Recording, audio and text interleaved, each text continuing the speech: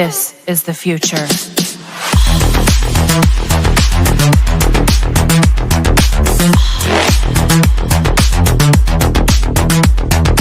Evolution.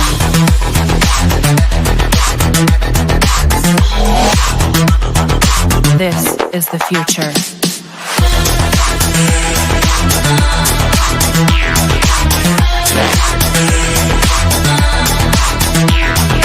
Evolution.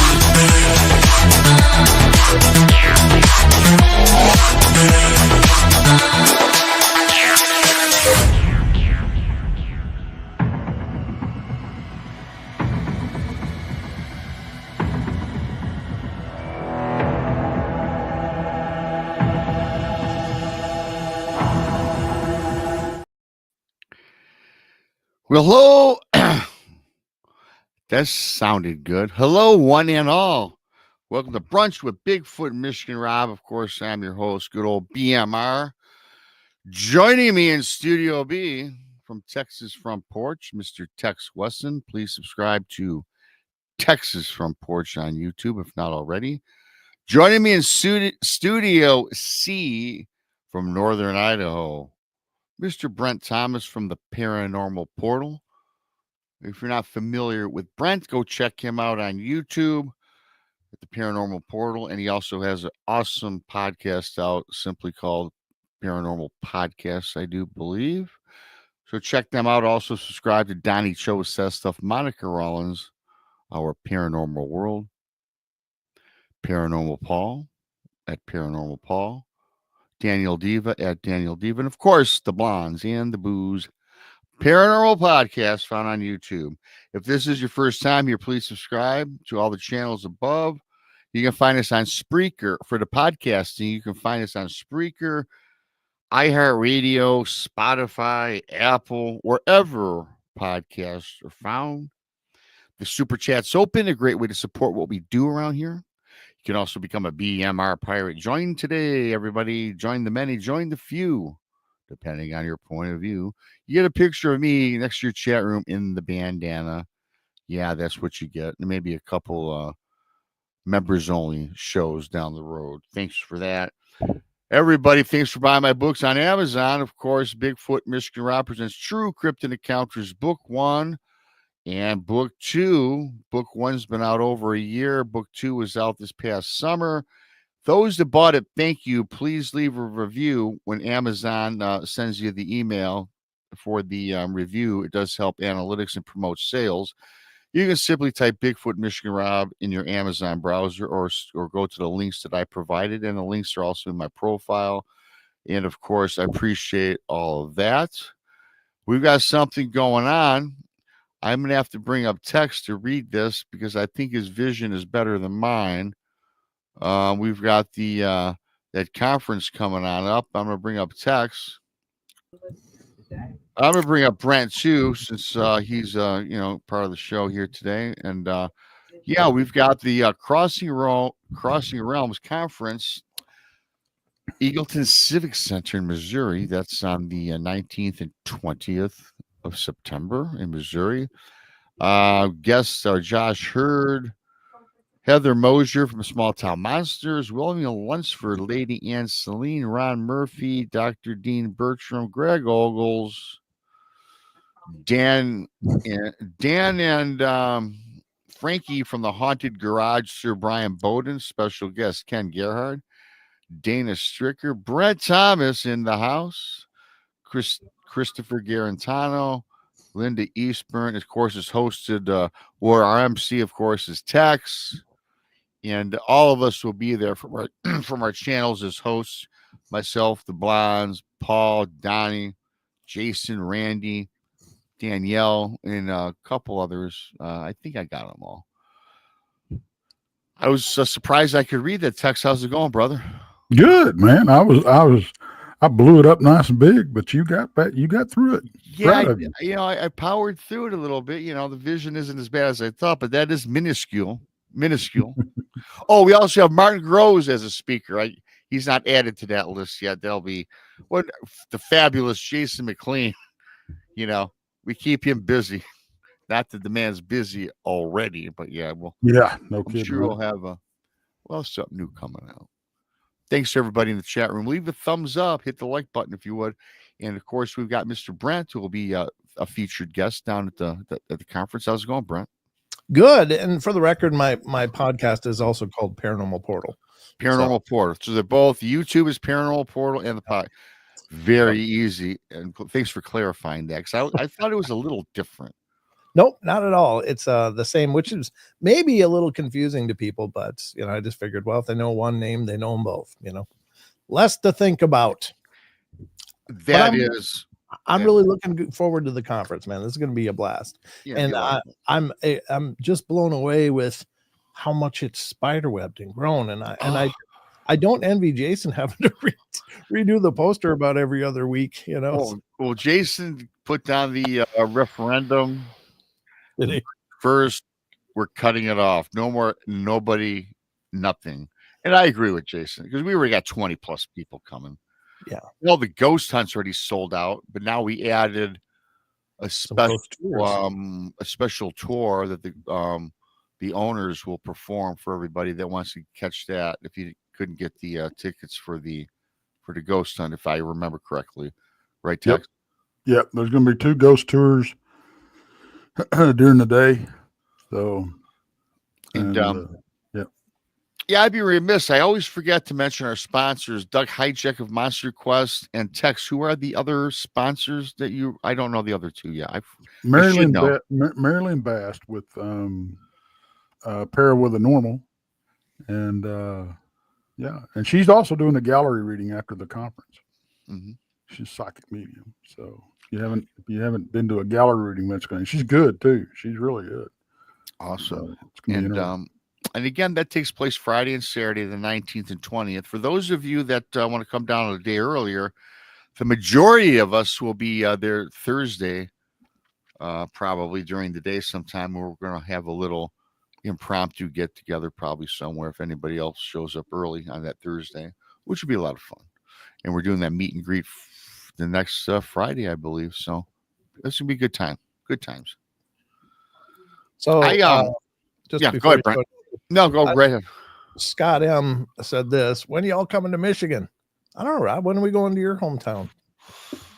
If the Missouri conference takes off, which it looks like it might be, I don't know. There's plenty of things to do in Michigan with conferences. I've never been invited to one. Oh, yeah.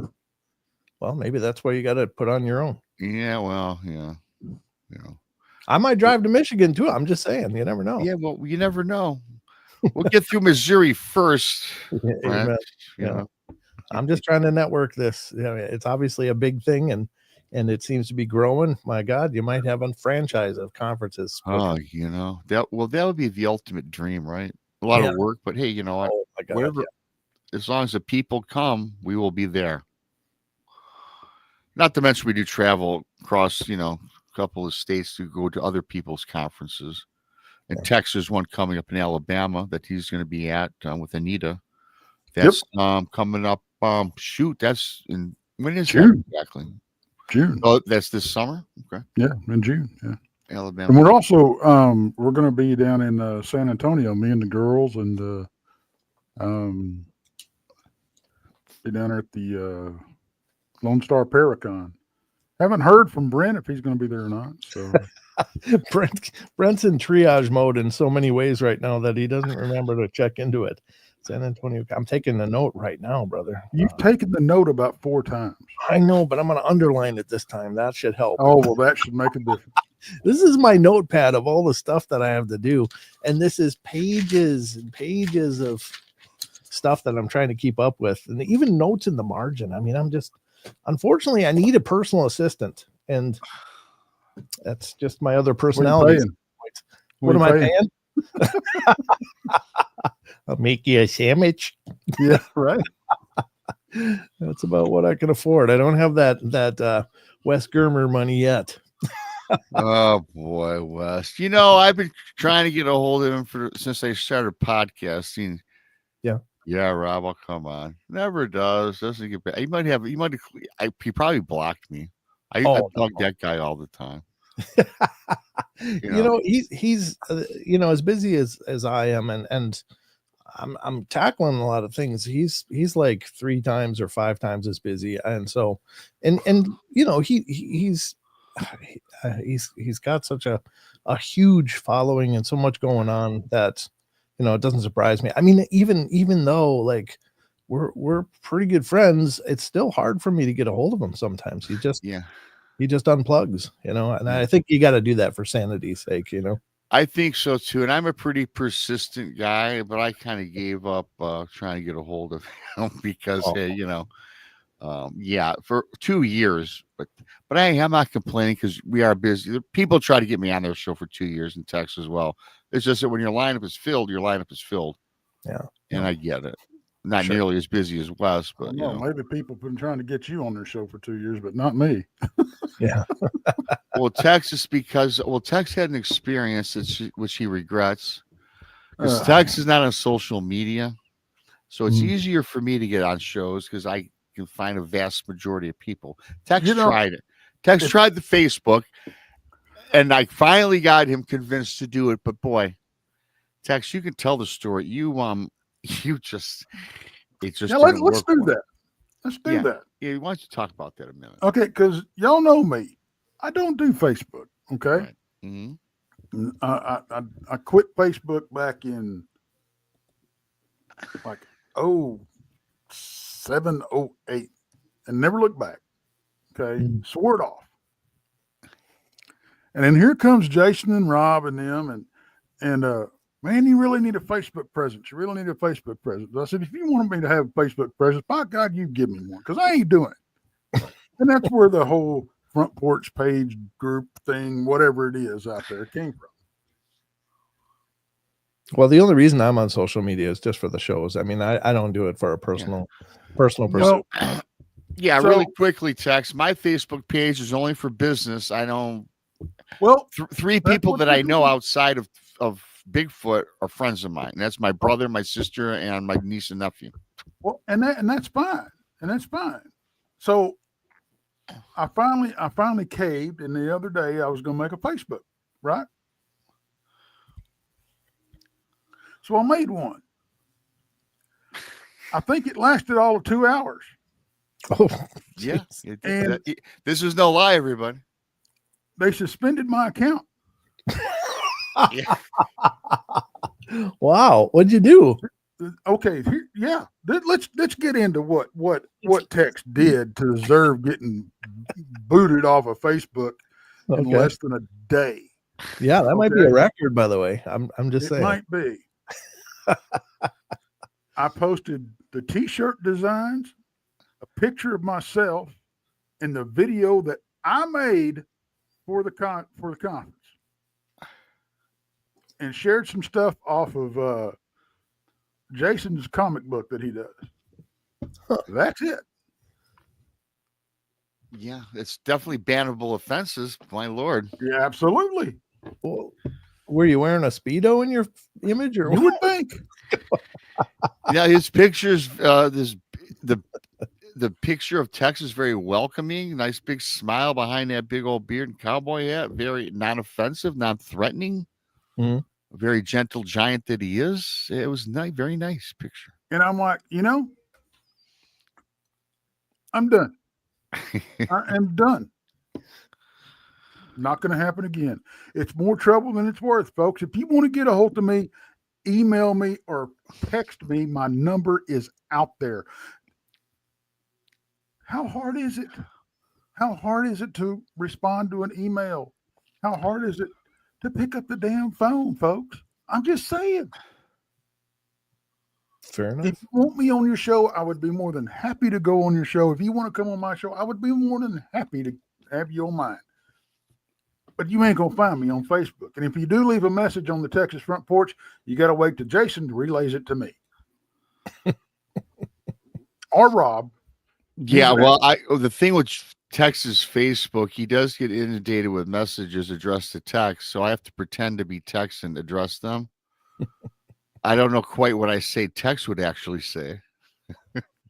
I'm kind of kidding, Tex. Don't worry, I don't. No wonder I don't get on any shows. Rob's like, well, Rob's I don't- pretending to maybe. Well, I'm kind of busy and everything, and I'm Yeah. I'm actually too good to do your show. But I Yeah, know well, that's got Rob that would be happy to. And He's trolling. I've never done that to you, Tex. I just simply refer over to your email, your Cryptid email. I think you use still. so So that's that's that. that's the Facebook story. I only enjoy Facebook just to get a hold of people that are in the community of Bigfoot, Dogman, the paranormal, blah blah blah. But I get a don't, text and from I Josh. advertise and I post my shows. That's about it.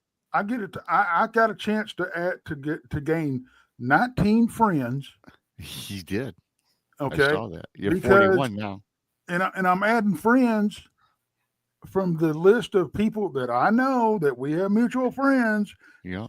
Facebook is giving them to me, Yeah. and then it cuts me off. You can't add. You can't. No, you're adding them too fast. You're adding too many.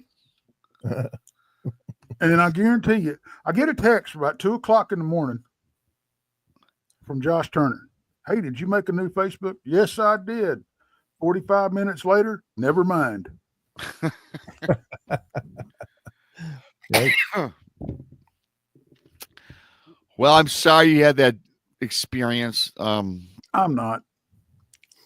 Well, at least you try. You know what? I'll give you credit because we've been on text for over a year just to get on it, just for advertising purposes. And he did. He finally said, you know what? I'm going to do this Facebook thing. So I will give Tex credit.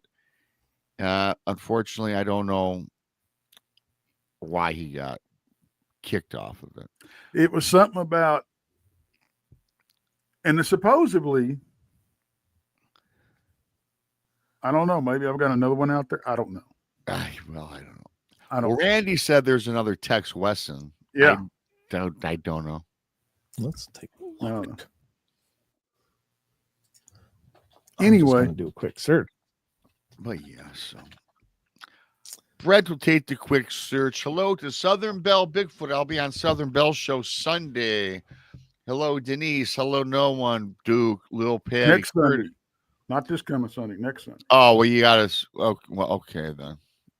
Okay, fine. No problem there. Jason Finch, Scotty M. How's it going? Werewolf. Oh, ooh. Chaz B. Hey, good to see you, Chaz. Good to see you. Glad you can make the show. Scrolling. I don't know. There's a bunch of people, 40 plus of you this early afternoon. Same people chatting though. So there's hello to everybody. If I missed you, still love you. Thanks for coming on in. Give the thumbs up.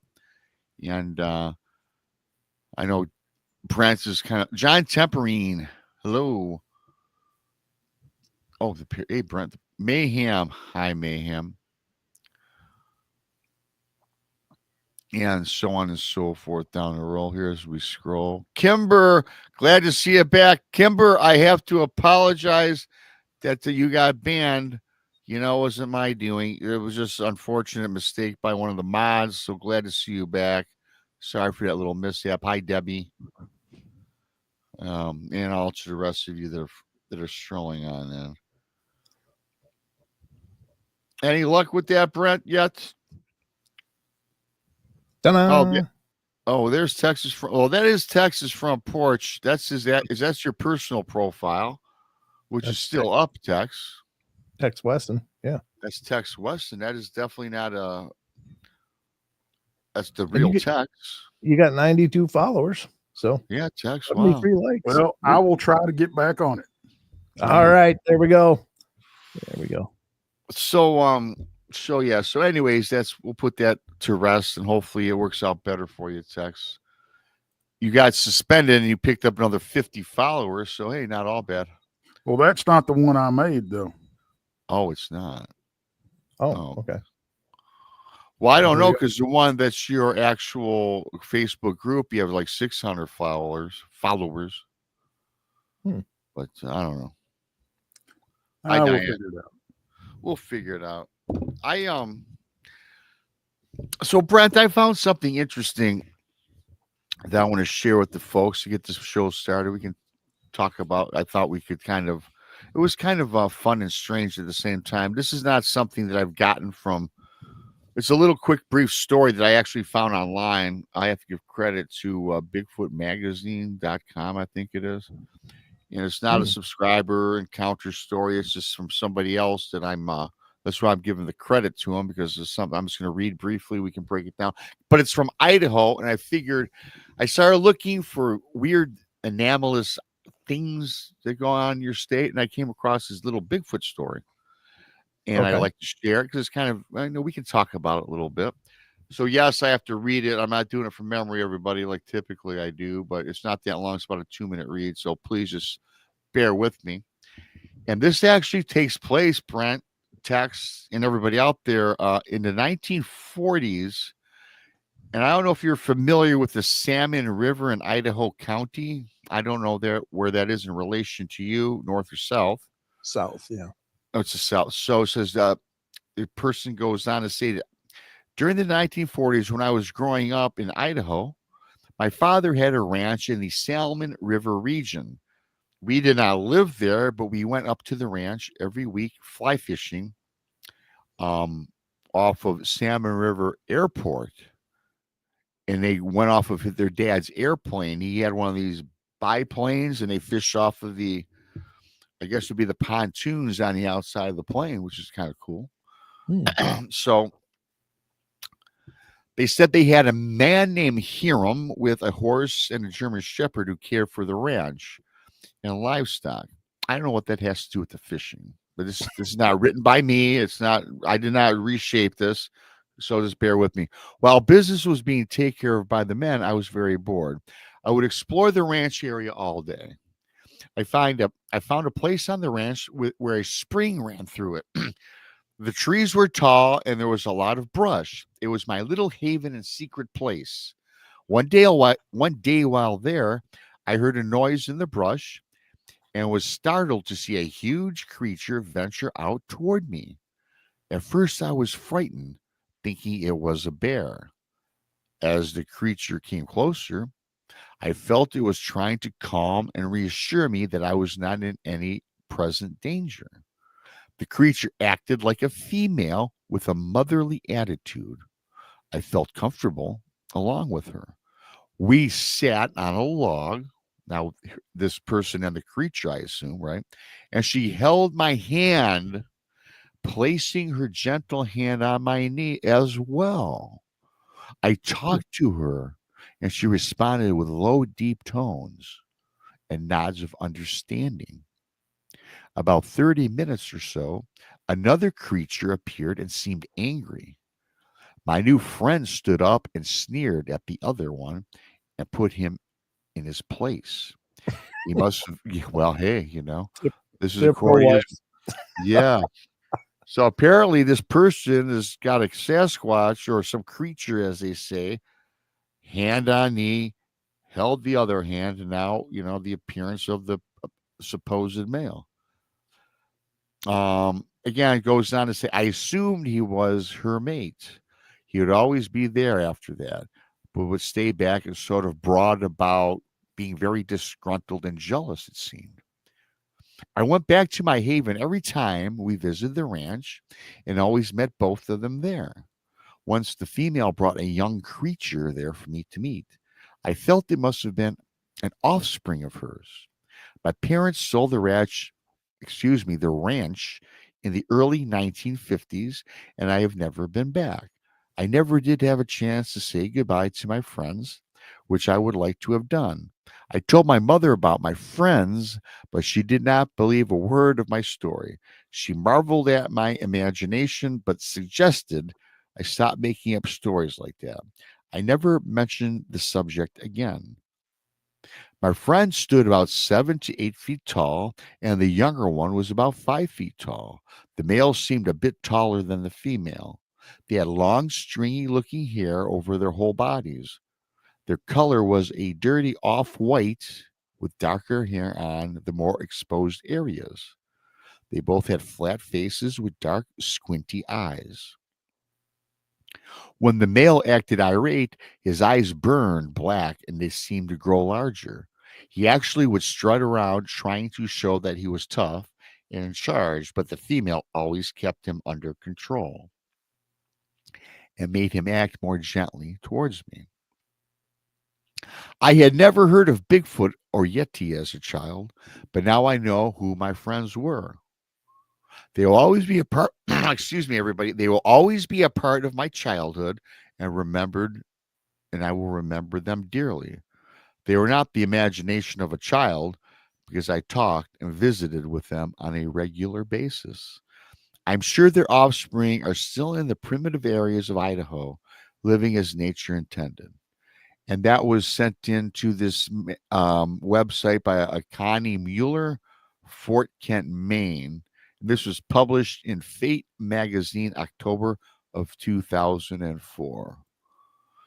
I thought that was kind of interesting, you guys. I've never heard quite a story like that where I've heard a couple. I'm not going to mention them, but Yeah. Having an open conversation, physically being touched gently by a female. I'm not saying it's made up. I'm not saying it didn't happen. Like I always roll with, I believe people's encounters. We weren't there, right? We didn't experience their experience. Mhm. So I kind of know where Tex is going to go with this because I've known Tex for quite some time. But Brett, what's your immediate thoughts?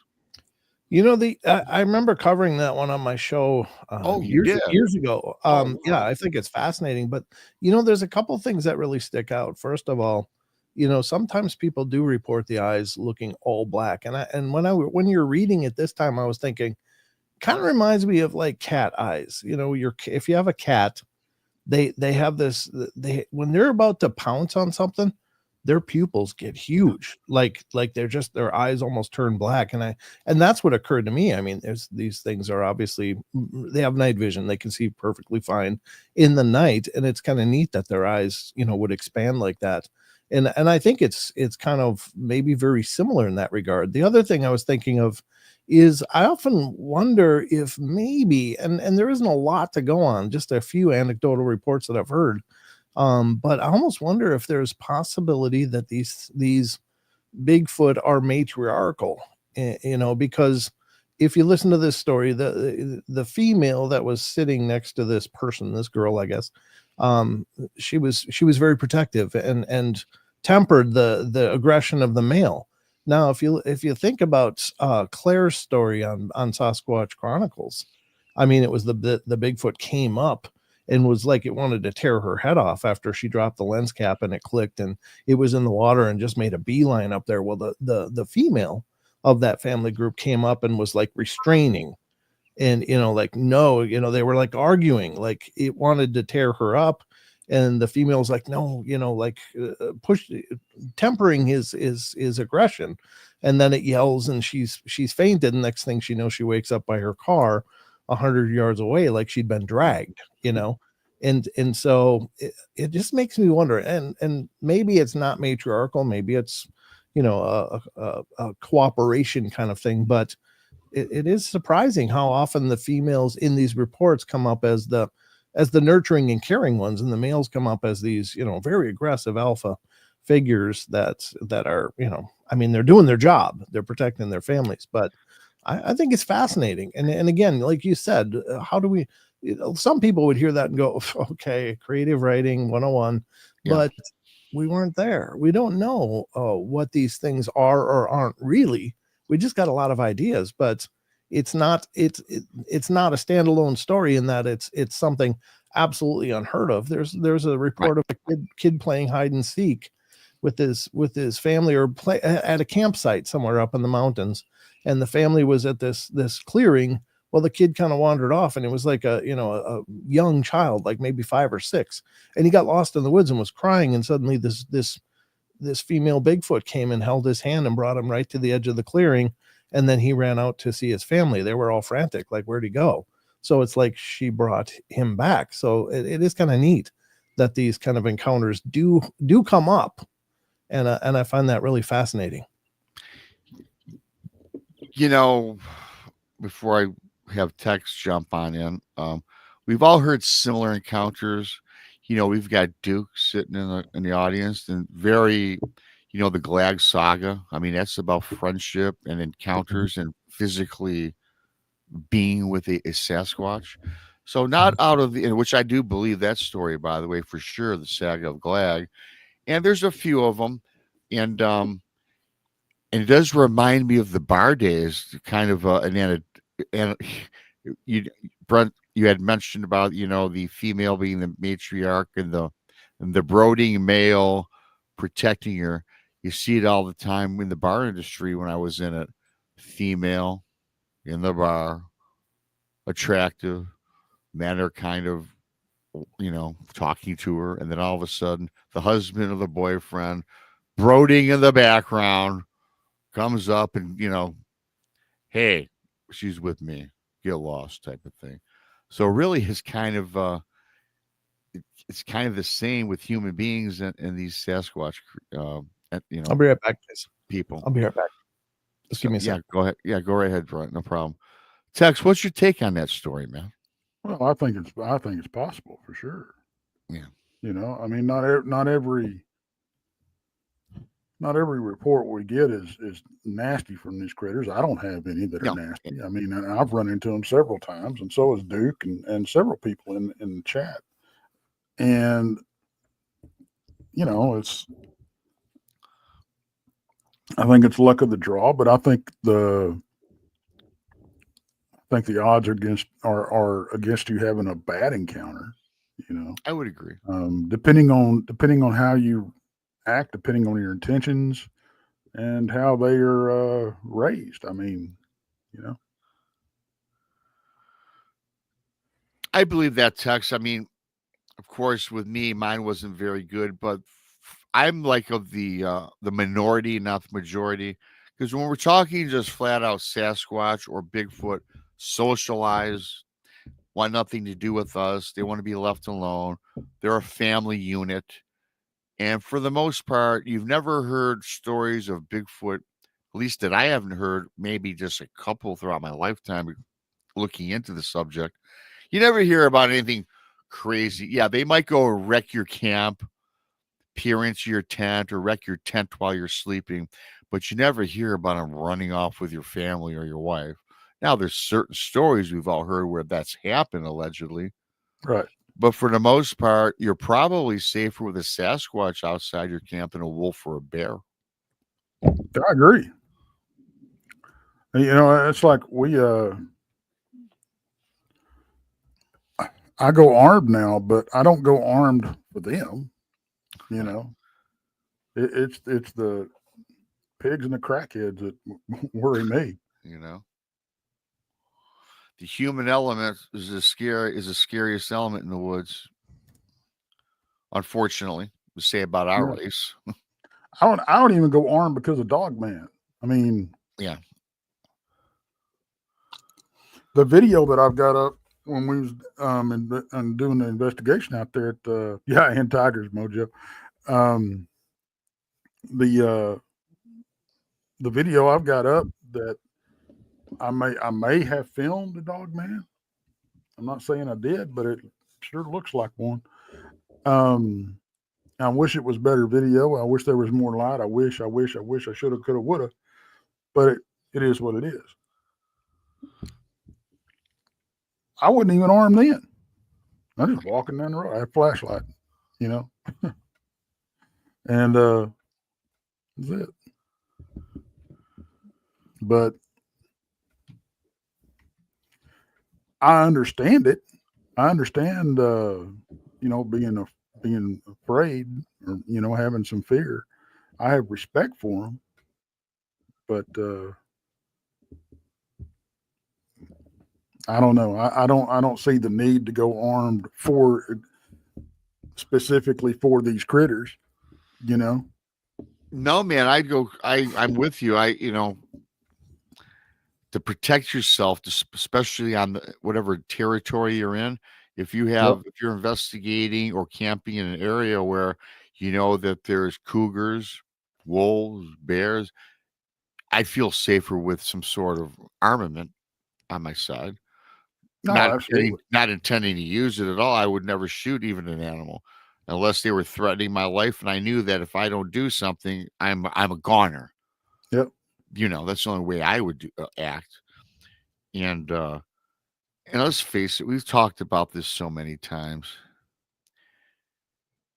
8-foot Bigfoot, and if you just see the one, I believe that where there's one, there's their families right around there. Their other friends are around there.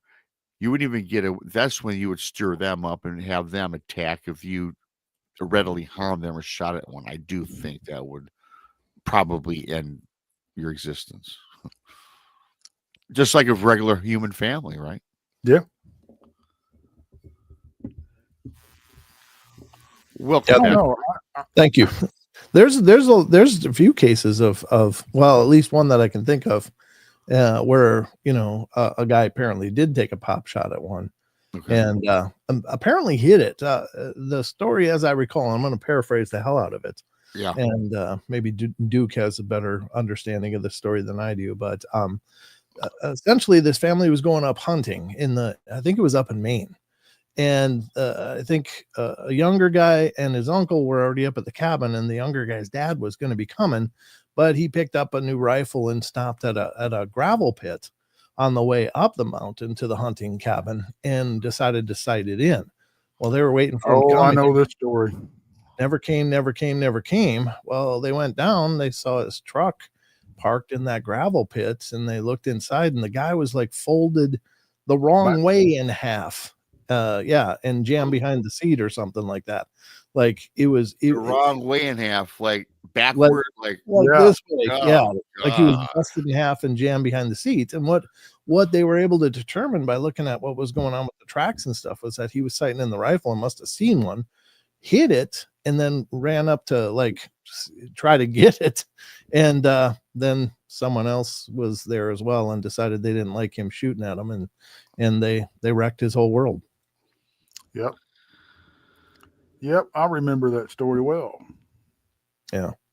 Well, and you got the LaFleur massacre that happened. I mean, what are you doing, Rob?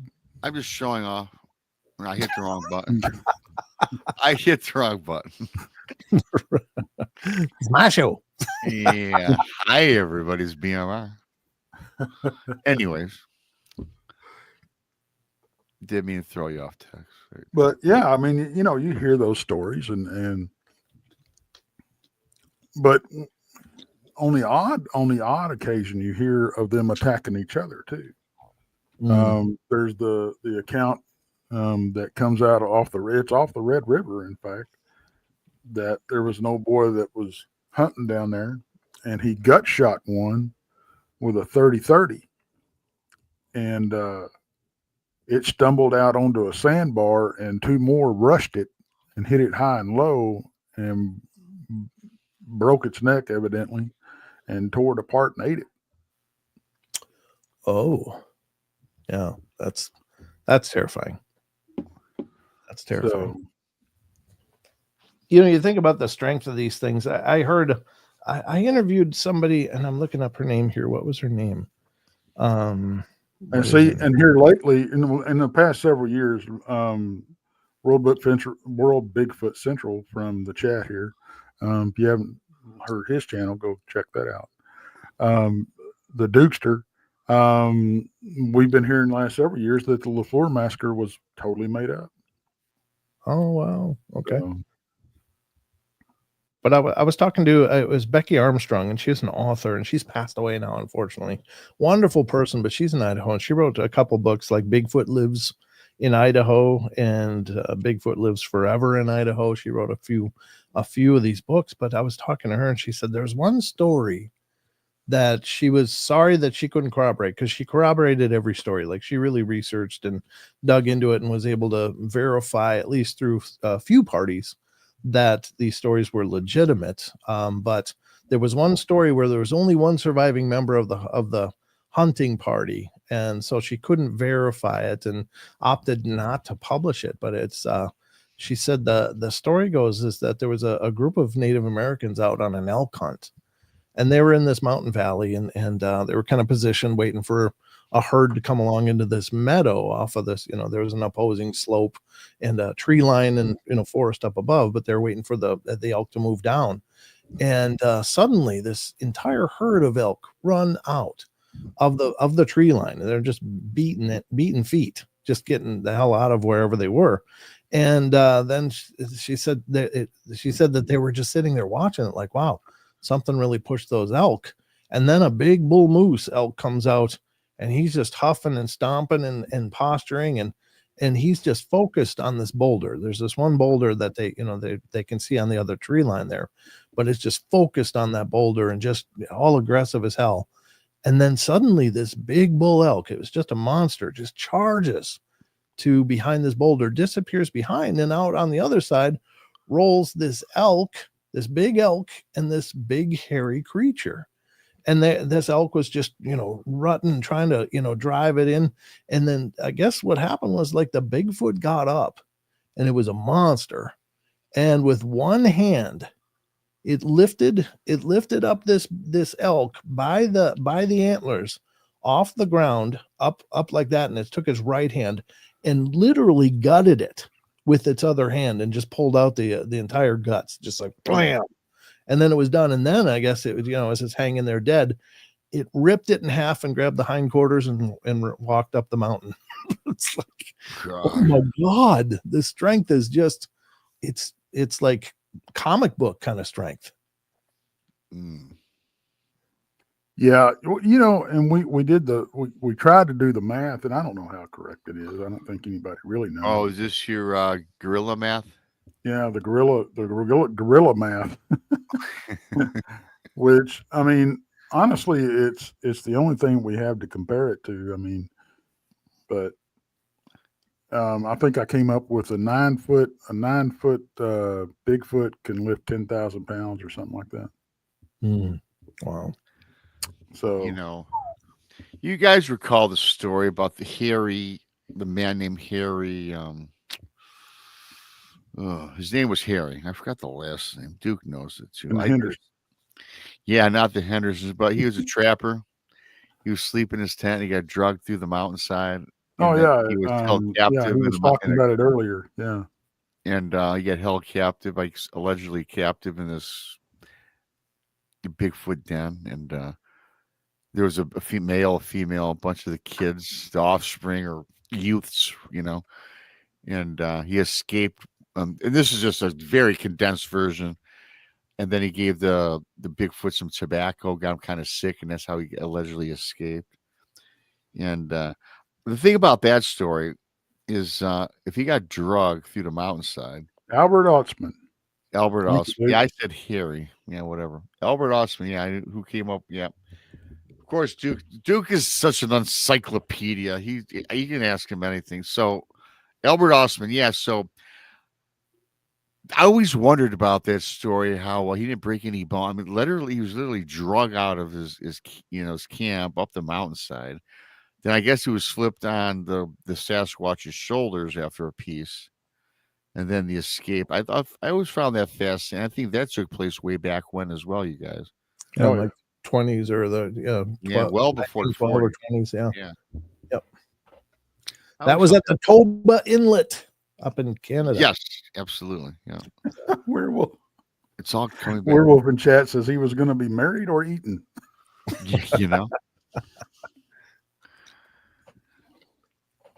I thought that I got one of my favorite ones though is you remember the old Tex and I, we've talked about this. We never really did a deep dive or discussed it. One of my favorite Art Bell stories was with Ruggs out in Texas. Oh, Bugs was, and he Ruggs owns the Bigfoot shop, Bob. But yes, remember him and his buddy, they allegedly shot and killed a Bigfoot. Yep, two of them, correct, and buried them. Felt guilty, looked human after getting close to it.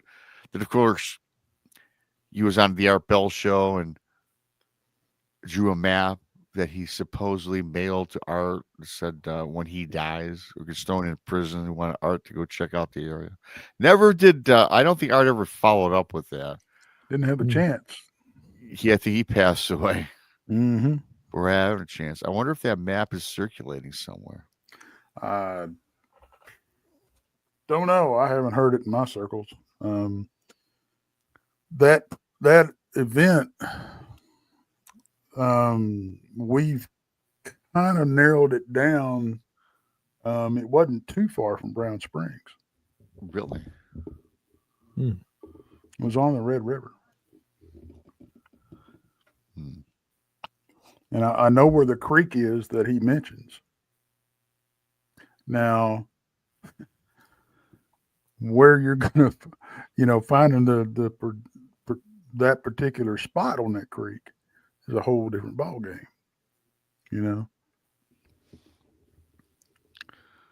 So, let me ask you: the Red River, isn't that a lot of softer sand over there? I mean, so did he bury it? So did he bury it in the woods then, off of the Red River? Then, Tex? he said they buried it into the bank or right off the bank of the Red River. So, and it's feasible. I mean, there was 3 of them. So, they either dug 2 6-foot graves or one grave big enough to hold both of them. I don't know which they did, but it's actually feasible to dig, if getting around the tree roots and the occasional rock or fossil that you're going to dig up, depending on the terrain that you're in. But my main concern when I heard the story was it being washed out because, those it gets eroded away pretty dadgum quick. And if they dug it and they said sand close enough to the creek bank, it's very possible that they are no more. So, You remember that story, Brent? Did you ever hear that story? I don't think so. Doesn't sound familiar. It's a pretty cool story if you're ever not busy. To the old Art Bell archives. I thought it was fabulous. I will say this: it is my favorite Art Bell show. My favorite episode. Yeah. Of Art Bell. What I really loved about it was I found that when I very first started getting into this subject, right after my encounter, Art Bell, somehow I just found him on a feed, and I said, "Wow, this is pretty cool." And then I came across that story. I'm like, "Whoa, this is really something." And I don't know, man. First of all, I'm not a hunter. I don't know, Brent, if you hunt. Tex, I don't even know that you hunt. You used to hunt, right, Tex? I used to hunt. Yeah. Brent, go ahead. I'm going to start again, but it's just going to be pigs. Well, that's more for eradication purposes. Yeah. It has nothing to do with getting meat or anything. It's just doing my due diligence. Doing my share, pitching in to, take a few out. Brent, you've been a hunter. You ever hunt, or or no? When I was young, I used to like squirrel hunt, and I went deer hunting a couple times. But I get my limit at the grocery store. No, I'm not a hunter myself. I hear you there. I used to hunt. My brother's been hunting for over 20 years, and I've gone with him like 2 or 3 times just to be out in the woods. And every time I've been with my brother, we never got anything though. But he does that, and every year he gets his limit every year, and he gives me his venison, so he gets plenty of that. But what intrigued me about that story, I don't know how a person, because if I recall text from the story, is when he lined it up, to me there was a conflicting argument there. Didn't know what it was, and then all of a sudden he gets it in his sights and it looked almost human, but yet he still pulled the trigger, then he regretted it. Or was that it looked human when he got to the alleged dead bodies? Was that after or prior? It was after he shot it, because when he shot it, they thought it was a bear. Okay. Now, if you listen to the story, Yeah. They were doing nothing but poaching is what they were doing. Right. And I have zero respect for poachers. Okay. And I found myself when I heard the story, because after he shot, they downed the one Bigfoot, and they went and tracked it, and they tracked it into a thicket,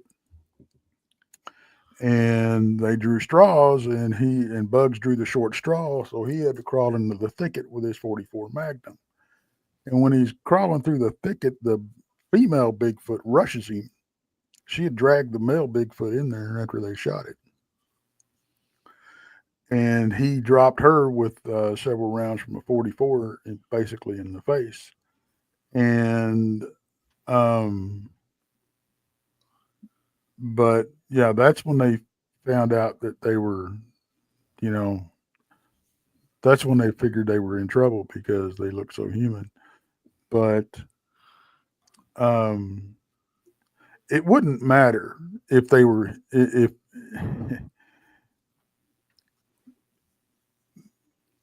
I don't think they were, he says they were worried about getting popped for murder. Yeah. I don't think that would be the case. I think, the, probably the trespassing and, the poaching and all the charges that come with it would have taken care of that. But, yeah, I found myself wishing that, he had missed with the female Bigfoot. He got what he deserved, but it didn't happen that way. Mm-hmm. My concern is,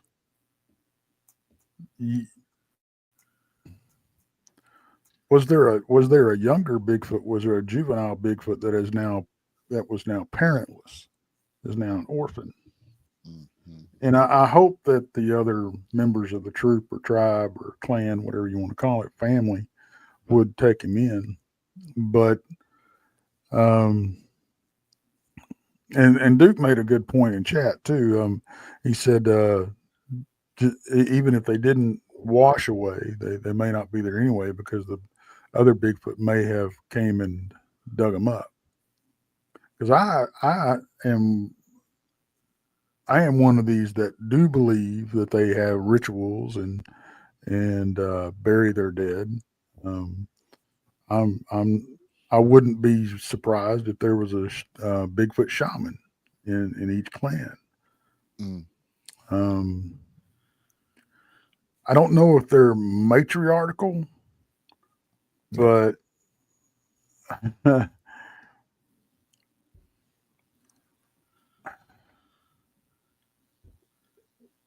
there's, and it's like Brent was saying earlier, there's several occasions where you hear of, it's the female Bigfoot that you hear about bringing these kids back to their camp after they're lost, or taken care of when they're found, that type of thing. So yeah, even that 3-year-old that was lost in the forest for like 3 days, and mm-hmm. I mean, he wouldn't have had the vocabulary to say Bigfoot, but he might have known bear, so that was the only thing he could equate it to. Yeah. So that could have been a female as well, taking care of that kid lost in the forest. Yeah. And I'm not saying the males aren't capable of it. They just, I think they probably don't bother with it. I don't think they have the compassion that the females do, are naturally born with, I mean, I think in just about every species, the female is more of a nurturing, caring, gender of the two, for sure.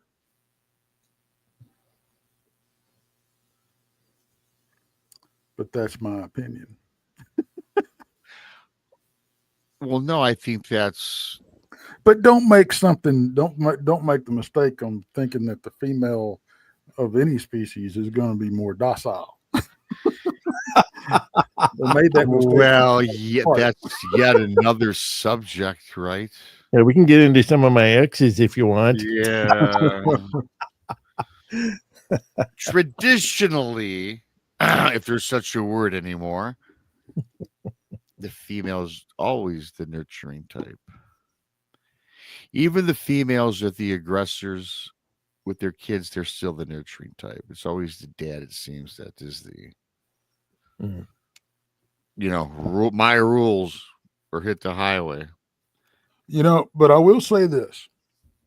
You get there's that one account where that kid fell into the gorilla enclosure in the zoo, Mm, and it was a male that protected him. yeah. Yeah. So, I mean, like I was saying, it's not impossible. It's not, I think a lot of it depends on, if the female views whatever if she's got youngins and she views that views anybody as a threat, I don't care what size you are. Yeah. You're pretty much toast. True. Yep. Like bear. Yep. Yeah. Because I don't think there's a species around that you want to get between a cub and her, And her mom. Yep. a mama and her cub. Yep. Yeah, that's true. And maybe that's the difference too. Like maybe the males can be more compassionate if they don't have, a family of little ones, but perhaps when they get those the little more vulnerable younger ones, maybe that's when they just crank up the aggression, like, hell no, this is my family. Maybe it's a paternal instinct like that. But if there's no young ones, maybe they're not quite as territorial or offensive. Yeah. Yeah. I don't know. I think as a whole, the Bigfoot species is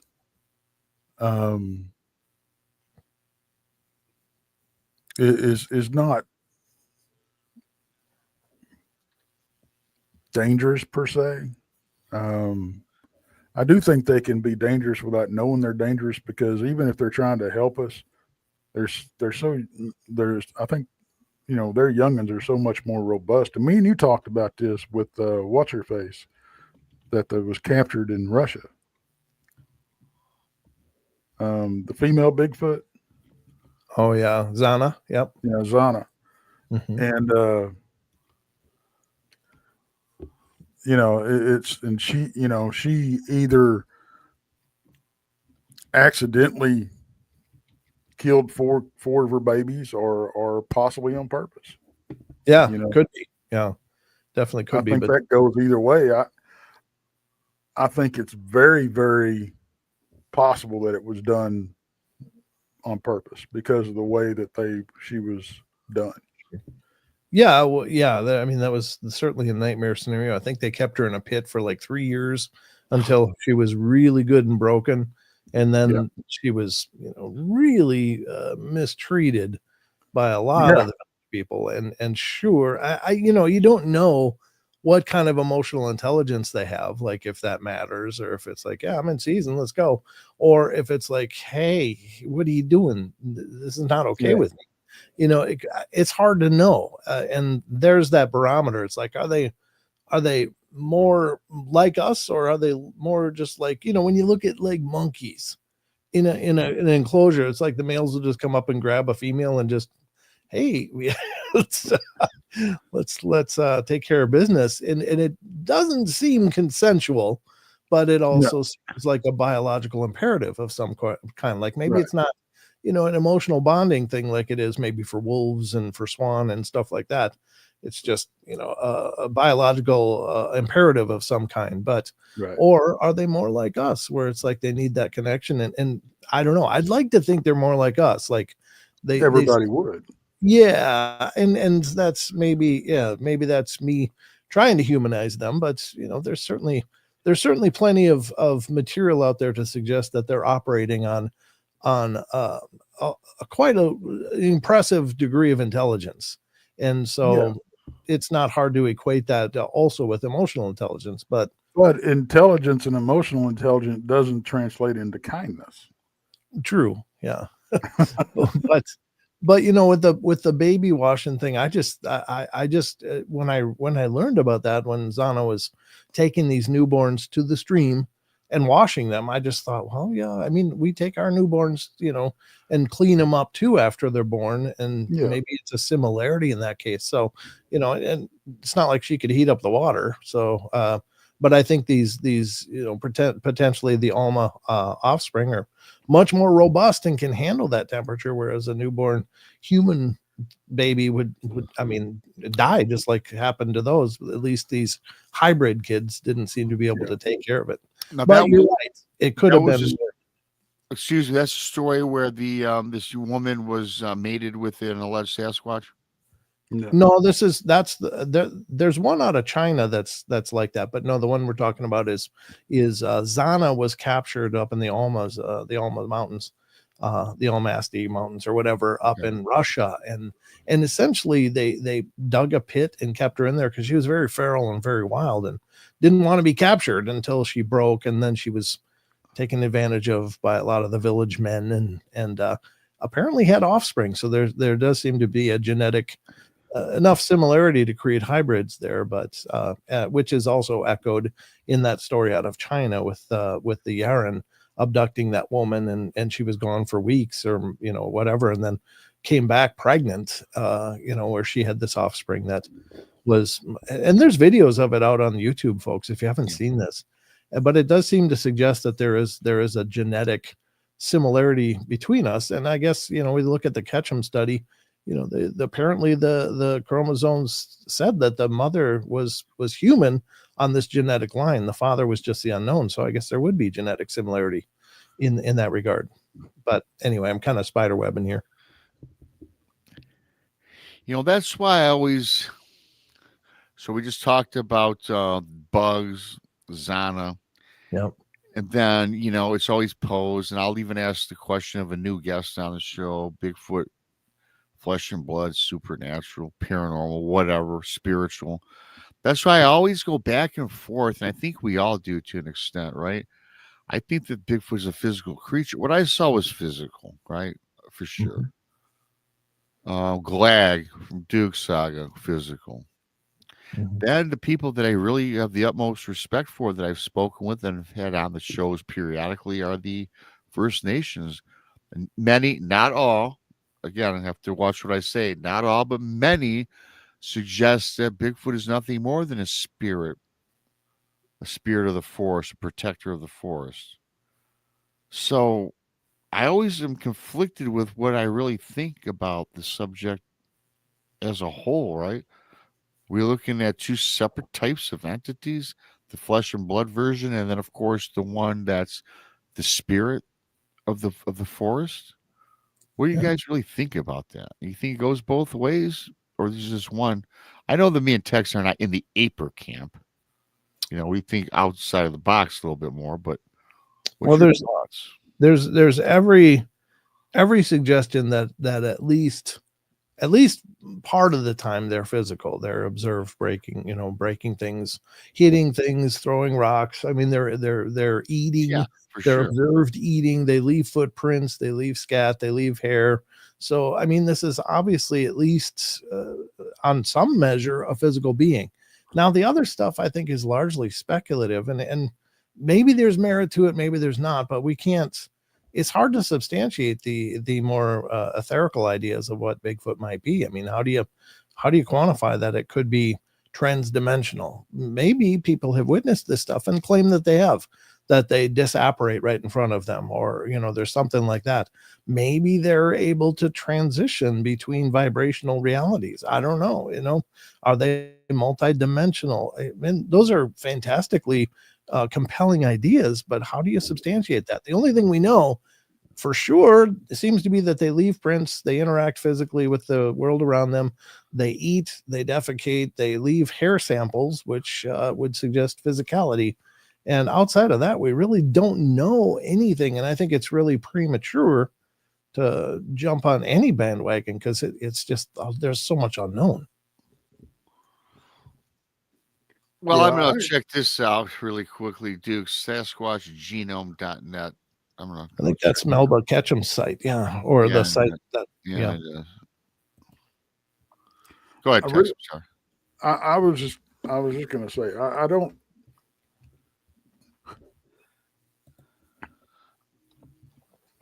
I'm not going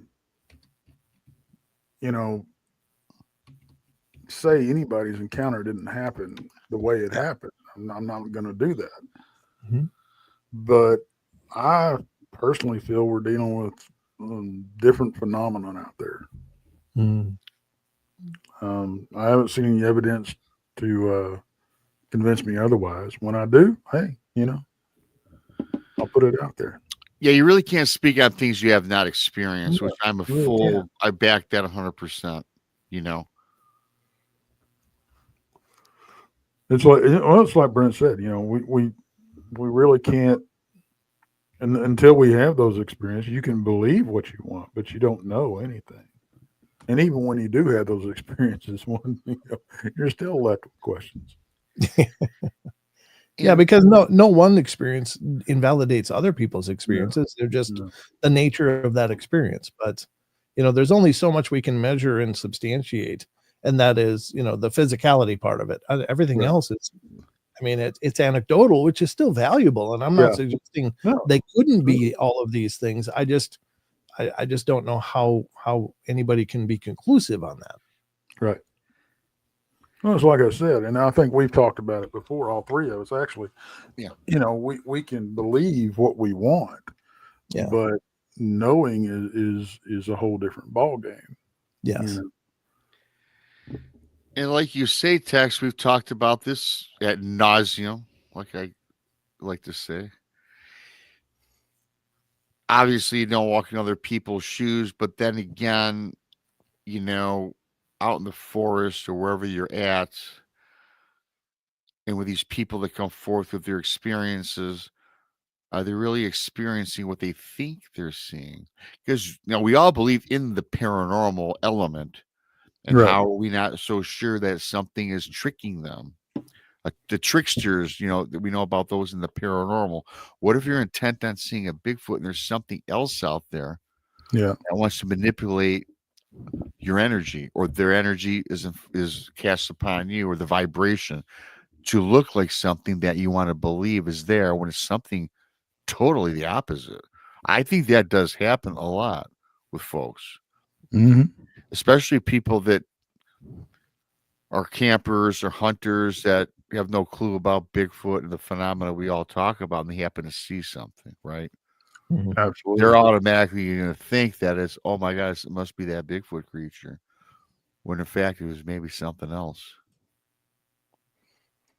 Yeah, and that's the scary part, and it took, take Pops, for example. It took us a little while to get on the same page. We're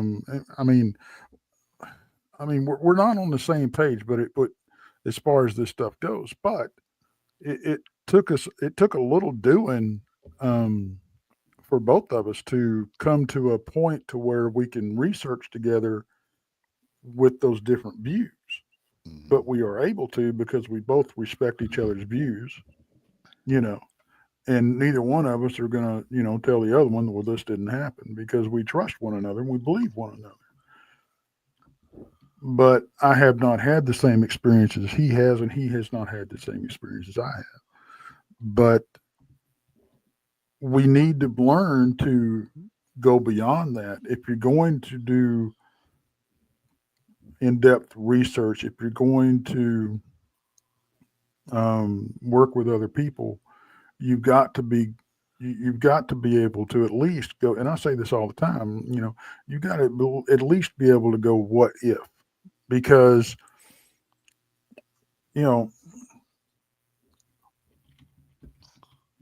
I'm not at all opposed to going, asking Pops what he's feeling at all around when we get out there. because to me, that's just another tool that we have in our tool belt as far as researchers go. And we'd be fools not to use it. You know, it's no different than using his tracking skills, you know. So, you know, but I think if we don't learn to work together, we're doomed to stay stuck in the mud. Yeah, For sure. there's so much polarization of these different schools of thought. Well, like, no, it's got to be this. It's definitely this. Well, no, it's Absolutely that. And I appreciate passion, but I don't think any of us can exclude categorically anybody's ideas of these things. You know, Just like I always refer to this, you guys, and it always comes up all the time. And I hate saying this. I've probably, if you followed me for a long time in Texas, heard me say this all the time about Ron Moorhead. You know, Ron Moorhead, you know, he tells me, he goes, you know, if you'd have met me, Rob, 30 years ago, and if you brought up the woo factor, what it associated with, for the lack of a better term, of course, when it was associated with Bigfoot, he'd have told me, you're wasting my time, young man. Turn around, go home. But no, they're a flesh and blood entity, creature. And then, you know, last year, and he was on the show, then he came out with the quantum Bigfoot. Now, Ron Moorhead, of all the older gentlemen that I respect, all the researchers, he's one guy that changed his tune a little bit. Now he says he believes there's that paranormal element. Ron Moorhead's on my show, and Texas show, has gone on as to say that he thinks there could even be an alien element associated with it. So you're talking about a guy who was true ape camp, still believes in the flesh and blood, but now he thinks they have that quantum mechanics, converting their mass to energy, doing this, that, and the other. And then even more wilder is maybe they came, I should qualify, some were put here from another world or galaxy. I don't know that I buy that as much, but he's much more versed than I am. I just don't know. Well, I mean, I can't say he's wrong. No, right. You know? Yeah. Well, and Duke in chat, humans are apes too. Exactly. Yeah, you know. That's what we need to realize, you know, and I think Duke is one of the few that, and I think why we can get along, tolerate each other. What is it, Duke? We butted heads more than once. I'm just saying, but again, we have a mutual respect for one another, right? But I think that if more people, like when I say, you know, more in an aper camp, as we call it, would just open their mind up a little bit, you know, and not be so derogatory against the ones in the, you know, the supernatural camp. I'm going to try to stop saying woo, because I hate that freaking term. Yes, kind of. But it also goes both ways, you know, because just because somebody calls them an ape, it's not necessarily a derogatory term, or we're not saying they don't have supernatural abilities. But it's like, you know, Duke said, we're apes too, you know, and I personally think that I don't understand, and maybe y'all can shed some light on this, and I keep bringing this up, but I've yet to have anybody going, well, this is the reason why. But why, when the mainstream science threw Bigfoot at our feet with Gigantopithecus, were we in the Bigfoot community so against it when they gave us a nugget? Okay, they gave us that inch. It's up to us to take a mile. I'm just saying, you know, they gave us a 10-foot bipedal ape. You know, yeah. I think that's just one more click towards disclosure, you know. And when it comes full circle, you know, I mean, we everybody asks, well, why don't we have bones? How do you know you don't? Nobody in this, I guarantee you, I bet my paycheck that there's nobody in this chat right here, or nobody listening to this show, probably that trust the Smithsonian. As far as I can throw 'em. Well, Duke for one does not. Well, you know, one of the big arguments that's used, well, there's no substantiation via the fossil record.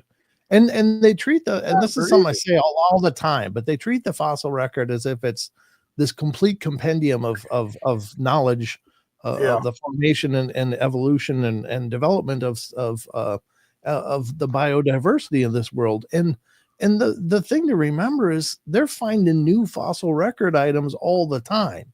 And this is not, I mean, it's only where they've managed to put a hole in the ground and find some fossils. And there's so much that we don't know that's buried beneath our feet.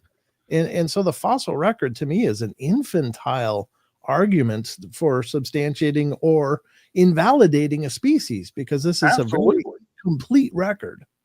Absolutely. I read an article from an anthropologist not too long ago, a couple of weeks ago, that said that very thing. That said, if they haven't, he flat out said they have discovered everything that has or will exist. And I'm like, what school did you go to? The arrogance that came out of that freaking statement was just unbelievable. Was this Neil deGrasse Tyson? Oh, no. Speaking of arrogant, I'm just saying. Yeah. And Duke also, honestly, anyone who has spent a lot of time in the field around them who hasn't seen any paranormal probably hasn't actually been around them. I can't say he's wrong. Yeah, you know, and don't get me wrong. I don't, and I've said this 1,000 times. I don't think there's a researcher worth his salt that hasn't been out in the woods and seen something they can't explain. Right. You know, be it the orb phenomenon around these critters or vice versa, however you want to look at it. But connecting them, you know, I don't know. I don't know. You know, I can't go there yet. I know, Tex, I agree. And here's the thing that I kind of get. I'm so done with this now, especially in this talking about Bigfoot or any of these cryptids or even the paranormal. That word evidence is bandied about so much, and I'm kind of sick of hearing that. Because really, when people say, where's your evidence? I don't think half these people even know what they're saying when they throw that word out. Because evidence for me might be different for evidence for Duke. It might be different for Tex, Brent, whoever's listening. Is there really a definitive definition for evidence outside of the science world? No. I don't know. I don't think there is. Not that anybody will accept. Yeah. You know, and they won't even accept scientific evidence from us. Right. I mean, look what they did to catch them. Mm. You know, they drug her through the freaking mud, used her as a scapegoat. That's all she was. The people in her own project threw her under the bus. You know, I don't blame her at all for being gun shy. At all. Yeah. You know, because of what she was put through. You know, you're given a task, you're given a job, you succeed at that job, and then they bury you for it. Where's the logic in that? Yeah. That's a shame. What happened to her? Yeah, that's exactly what happened. But and your damn puberty hiccup is rubbing off on me. I'm getting all hoarse and voice. Oh, is cracked. yeah. Well, with Tex, you're on 70 times a day, so I can understand you're being hoarse. I'll pump the brakes a little bit on that. Give me a break. I know you don't like to just pull your chain, Tex. What are friends for? Speaking of Melville I'm going to Ketchum, start going on. I'm going to start going on twice a day. See how you like that. oh God, please don't. Do what Maybe you 3 times. do what you want. Breakfast, Tex. lunch, and dinner. Do what you want, Tex. Just wake up and stream till you go back to bed. Speaking of Melville Ketchum, though, she was pretty cool. She sent me a book last year. I was very proud. I talked to her once in a while. Won't come on a show, and I'm not going to have her on because. No. But she has sent me. She's a great author. She did sent me a book actually. She's got this little series, and it's based. It's okay. It's fiction, yet based on what she knows in the world she lives. Very cool book. So go check her out. Melba Ketchum's got some really cool books out there. If you're into fantasy, which has a combination of the cryptid and paranormal world, they're cool little stories. In fact, I would turn them into a movie. Kind of reminds me of some of these things like the Tolkien series and the other one, all this with the I don't know. I never watched any of them myself. Right. With the troll people. What are they called? I don't know. The troll people. Yeah, well, little munchkin people. Hobbits. Dwarves or whatever. Hobbits, little yes. people? There you go. Thank you, Brent. Yeah, I never watched any of those. And that Sometimes brings I up, just enjoy listening to you, Rob. Just because Because you don't know where I'm going to go with things. I'm different than most. you sure are. But we love Tex says I'm never boring. I'm never boring. you are not. You're But then not. again, do I pretend or not? Is it just my, on-air personality? Actually, not, because I'm the same in person, by the way. Yeah, he is. Yeah, I've talked to you off the show. You are the same guy. Yeah, I'm definitely the same guy. And it's one of the arguments I use with, when I'm talking to a skeptic. And I'm like, we've got enough evidence to convict Bigfoot of murder in court, and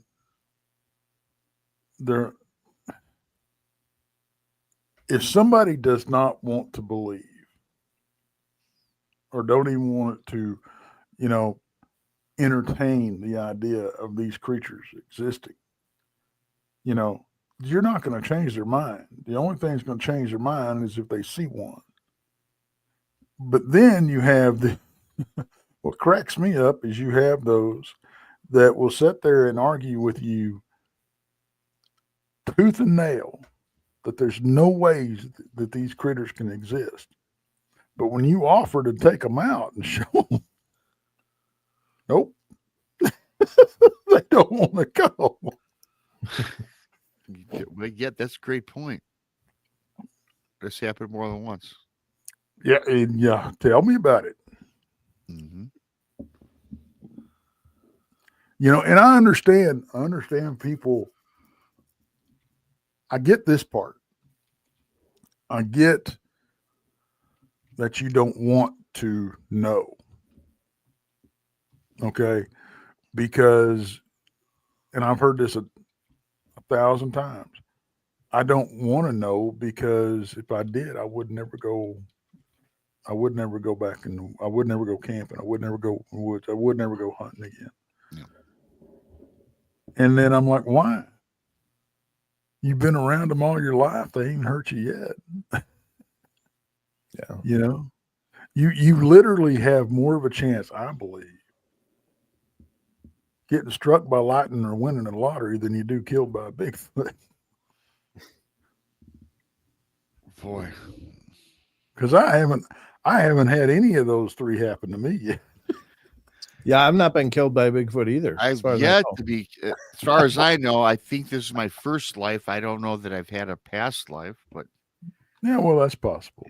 But you never Speaking know. of past lives, that's what the girls are going to talk about on Friday. Yeah, I know. It's gonna be fantastic. This will be cool. I'm looking forward to that. Looking forward to that. Past lives. Then you could get into that regression therapy, or what's it called? Regressive therapy. That where you Past can look. life regression. Past life regression, the official term.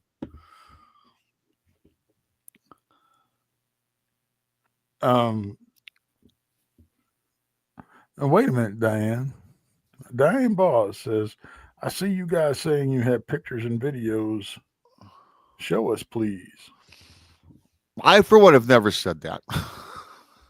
I don't have pictures of it. I will tell you that I've seen pictures that people have taken Yes. that they do not want to release publicly, and it's Oh, hard to Yeah. blame them, because it's an absolute shit Yeah. show out there. If you bring evidence, you're going to get pounced on. I will Oh, say yeah, this, Diane, to you is I've been much like Brent. I've been sent many pictures and video from people that I don't. It's not mine, so I don't present it on my show. It's not mine. Yeah. And so I just just cut that right out because I don't want to have conflict. If they tell me I can, that's a different thing. But it's typically if they're on the show, and I'm not comfortable showing other people's stuff anyway. Well, no, it's not our place. And it's not right. No, the things that I'm referring to, I was shown in strict confidence, and Yeah, absolutely. I'll Me as keep well. that confidence. Yeah. Yeah. Well, I've been shown pictures and asked not to show it, and I don't. Right. Okay. But the stuff that I have myself and the stuff that I have permission to show, I do. The only know. picture that Now I do not say, here it is, this is a Bigfoot. Yeah. The only Here picture it is, this is the dog man. I say, here it is, you decide. right. And This is what I believe. yeah. You make up your mind. And if you want to see the pictures, if you want to see the evidence, it's on my channel. Go look. Yeah, absolutely. I've gotten one picture of an alleged UFO that I think was UFO that I've never shared to anybody because I don't really know what it is. I think it might be UFO. I do have that in my camera. I'll send it to you guys. I never sent it to nobody. The only picture that I have, Mike, the only picture of mine that I personally have, I will share. And you guys have seen this before. And it's not even a picture. It's a rendition of what I did see at Right. 93%.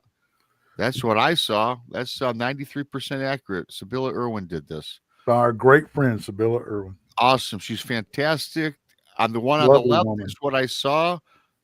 Well, I saw them both. And then the second one is what it turned into when it started screaming and yelling at me, and where my vision turned black and white. The girlfriend fell off the boat, this, that, and the other. That is the only pictures I have. This is what I saw, 93% accurate. Then I have a UFO picture, which I don't even know if it's UFO, which I don't bother to show people because I'm not sure what it is. But that's what I have, and that's all you're gonna get from me. Mhm. That I have. I've seen other pictures, yes, but Rob, please don't share these, and I don't. So anyway, that's not enough of that. I mean, it is what it is, and yeah. It's been a great show, I think, you guys. This hour and a half flew by. I termed this stir up the spooky stew. I'm gonna have to change it to Bigfoot talk because that's what we did, and I thought it was a great show, you guys. Yeah, it was a lot I of had fun. Yeah, it was It's always great fun, discussions. the Great afternoon show. Thanks to everybody for coming in. Give a thumbs up on your way out. Really appreciate you guys. Check out the Blondes and Booze tonight. Subscribe to the Paranormal Portal. Texas Front Porch, Bigfoot, Mr. Rob. Of course, if you're all new here, Blondes and Booze Paranormal Podcast, Donnie Joe Says Stuff, Paranormal Paul, the Blondes and the Booze Paranormal Podcast, and of course, Monica Rollins, our Paranormal World, and our good friend, World Bigfoot Central, always has good stuff. Duke Sullivan, check him on out as well. Any final thoughts before I look for the exit button? Everybody, before you exit again, hit the thumbs up. Thank you. Don't. Hey, Sunday, I'll Yes. be co-hosting over on Southern Belle Bigfoot, and we've got Daniel Benoit. Dan Benoit. Okay, Yep. great. I think I'll be on that the Sunday after. The Sunday after, you will be on Southern Belle Bigfoot. Yeah, cool. Nice little person. I don't never met her.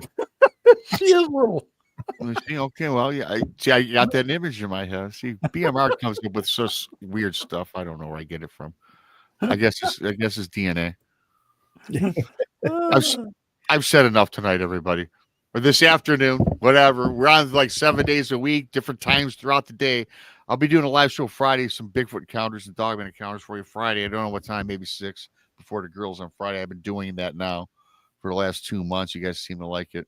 With that being said, hey, I'm on Brent's podcast. on wherever podcasts are found. So is Monica, so is Tex, I believe, and Brandy. Yeah, Brent. Go check And out Krista. and Krista. All of us are there. Brent Thomas does fantastic work. Subscribe. With that being said, I'm BMR, and for Tex and for Brent. Hit that new promo and let's get out of here. Let's get the hell out of here.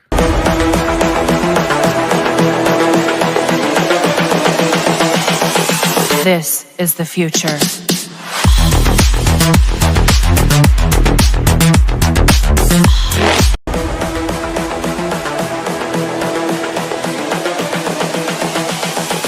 This is the future.